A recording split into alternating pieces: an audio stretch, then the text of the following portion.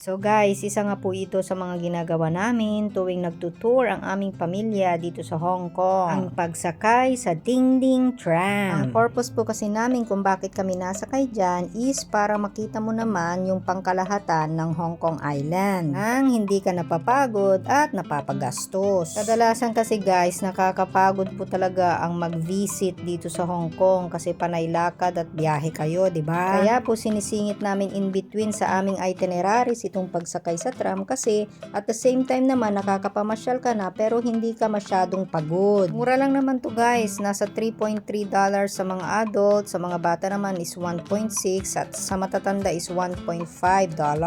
Pwedeng octopus ang gamitin, Alipay o kaya coins. Ang pinakamalayong ruta po nito is from Kennedy Town to Shau Kei Wan. So mahaba-habang biyahe po ito. Pwede naman po kayong sumakay sa may central mismo sa tapat ng Worldwide tapos pa Shau Kei Wan na lang. At pag napagod na po kayo, pwede rin naman po kayong bumaba tapos bumalik na lang ulit sakay ng ganyan. Short stops lang po pala in between ito kaya wag po kayong mag-alala, hindi po kayo mawawala. Tapos meron naman nakapaskil doon kung nasaan na kayo. Kaya pwede rin namang i-Google Maps nyo na lang kung saan kayo eksaktong bababa.